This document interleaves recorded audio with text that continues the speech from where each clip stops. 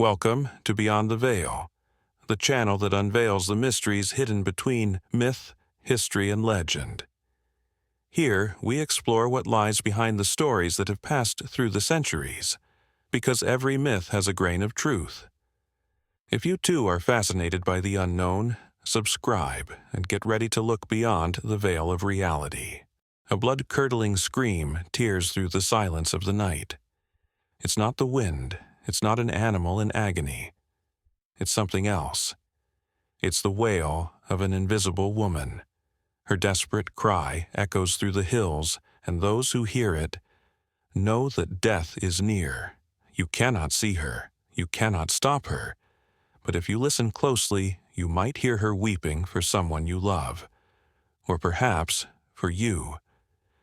Today, we dive into one of the darkest and most haunting myths of Irish folklore, the Banshee, a creature that does not kill, but foretells, a living omen that has made hearts tremble for centuries in those who dare to hear her call. Are you ready to hear the scream that marks the end? The name Banshee comes from Old Irish bean see, literally, woman of the fairy mound, a direct reference to the sídhe, ancient Celtic burial mounds, sacred hills said to be home to the fairy folk. But not the cheerful, glowing fairies of children's tales. No. The sídhe were powerful, ambiguous spirits, often bound to the realm of the dead. The Banshee was one of them, not just any ghost but a messenger. According to legend, she would appear near homes where someone was about to die, and she was not always alone. In the oldest texts, entire choirs of mourning women are said to have wept for the deaths of kings and nobles. Their ritual lament was called keening, a cry that was both real and sacred. A funerary tradition passed from mother to daughter, even into Christian times, until the Church branded it as pagan. But the Banshee, she endured. She left the mounds behind, slipped into the rural night, into fears whispered from generation to generation. And even today, there are those who swear they've heard her. She was never there by chance. When her scream echoed through the dark, fate had already been sealed. But what does a Banshee really look like? Descriptions vary, and all of them are unsettling. In some legends, she appears as a stunningly beautiful woman, with long silver hair, wrapped in a gray cloak or clothed in garments white as a burial shroud. Her eyes are red, not out of malice, but because she has been weeping for centuries. In other stories, though, she is a hunched, withered crone, with rotting teeth and fingernails long as claws, a creature consumed by sorrow, sometimes even holding a bowl filled with blood. Then there's an even darker version, the washer at the ford. The Banshee is seen crouching by a stream, washing blood-soaked rags. Those garments, according to legend, belong to the person fated to die. And if you get too close, she might let you see your name stitched into the fabric. Some testimonies speak of headless women or ghostly figures appearing in reflections on water or at the window at sunset. Irish folklore is not consistent.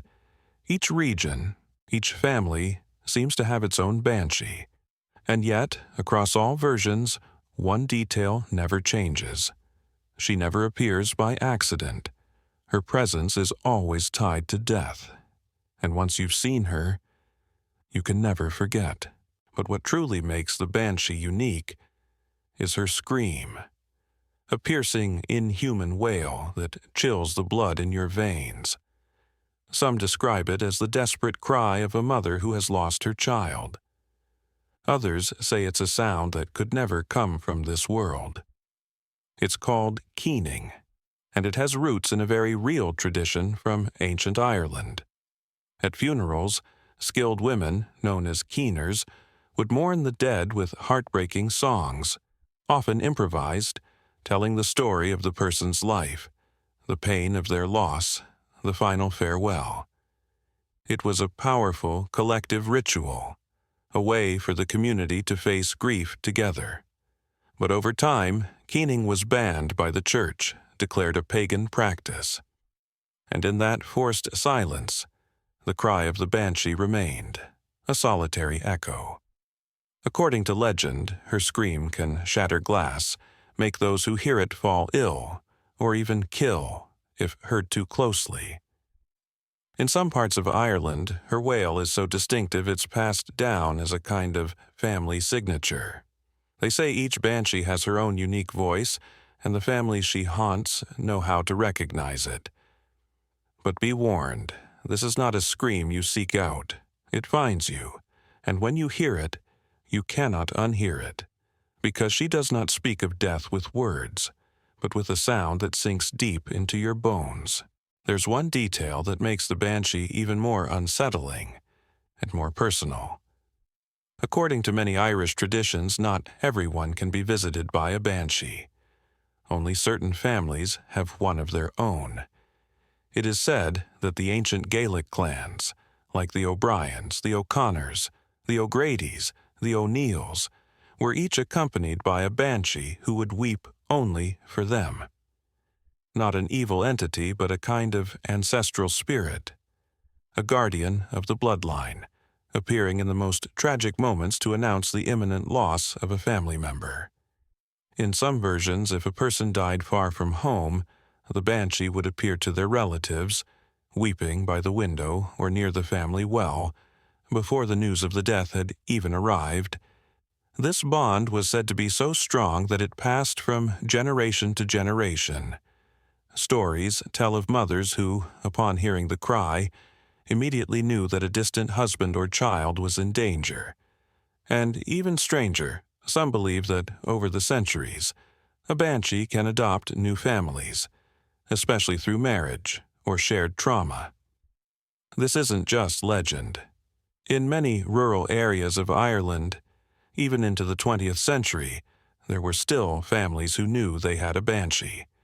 Some feared her, others respected her, because she wasn't there to harm. She was there to warn, to honor, and perhaps to ensure that death never came in silence. The banshee is not alone. Across the Celtic world there are similar figures, spirits that share haunting traits, female entities, omens of death, linked to water or to wailing cries. In Scotland, her cousin is known as the sídhe, the washer at the ford. She appears by rivers or lakes, washing blood-stained clothing. It's said that anyone who catches her in the act may learn their fate, or even die if they interrupt her. Unlike the banshee, the sídhe can sometimes be approached, and in some legends she may even speak or reveal prophecies. In Wales, there is the grachi, a ghostly woman with long black hair and razor-sharp claws, who flies through the night, screaming her terrible cries. She, too, is tied to death. And like the banshee, she reveals herself only to those about to lose someone. But perhaps the figure most closely tied to the banshee, in symbolic power, is the Morrigan, the Irish goddess of war, fate, and death. She can transform into a crow, foretell the outcome of battles, and inspire dread simply by her presence. In some stories, she merges with the banshee, becoming a divine version of the death omen. These creatures are not mere superstition. They are echoes of an ancient worldview, one in which death was neither sudden nor unseen but announced. A world where the veil between the living and the spirit realm was thin, and where female figures watched, wept, and screamed. Over the centuries, the scream of the banshee has been heard, or so they say. There are stories still passed down from generation to generation in Ireland's oldest families. One of the most famous legends tells of Brian Boru, the last High King of Ireland. It's said that on the night before his death, a banshee wandered through the trees near his camp, weeping and howling. The soldiers, terrified, knew something dreadful was about to happen.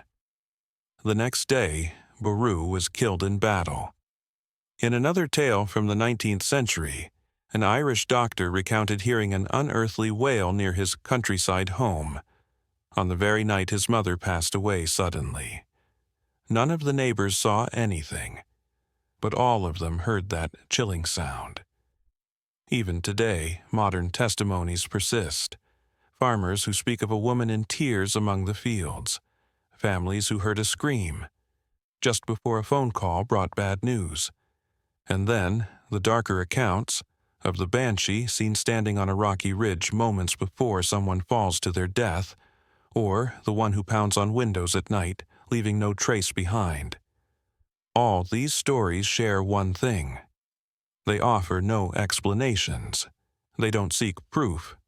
They're whispered tales, told carefully, as if merely speaking of her might awaken her. And perhaps that's what makes the Banshee so terrifying. Not the thought that she might exist, but the unsettling truth that no one can ever be certain. She doesn't, but is it possible that behind the myth of the Banshee lies something real? Some scholars believe so. One of the most widely accepted theories points to the barn owl, a nocturnal bird known for its eerie, high-pitched screech, often likened to a human scream. In the silence of the Irish countryside, that sound can be truly unsettling. Another explanation comes from the psychology of grief. In a time when communication was slow and death could strike suddenly, people found comfort in believing that such pain didn't arrive without warning. The myth of the Banshee gave meaning to the inexplicable. It offered a sense of control over the uncontrollable. Then there's the cultural angle. As we've seen, keening was a very real, deeply rooted tradition. The sound of funeral wailing, familiar to entire generations, was slowly replaced by a ghostly echo in the stories that followed. Some anthropologists speak of a natural process. When a ritual practice is erased, it transforms into legend, and that void is filled with fear. But perhaps the most chilling explanation is also the simplest. The Banshee embodies a universal, collective fear, the fear of foretold death, the fear of knowing and being unable to stop it. Whether it's a barn owl, a forgotten tradition, or a projection of the human subconscious, one thing is certain. When a legend crosses centuries and cultures, it's because it speaks to something deep within us, something we all recognize, even if we'd rather not admit it. The Banshee is not just a legend, she is an archetype, the shadow that walks beside our greatest fear, the fear of loss.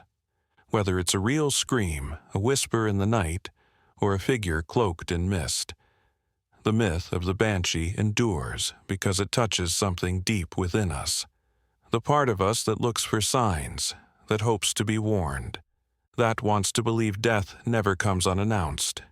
And perhaps that is her true power. She doesn't speak only of death, but of love, of bonds so strong they echo even from beyond the grave.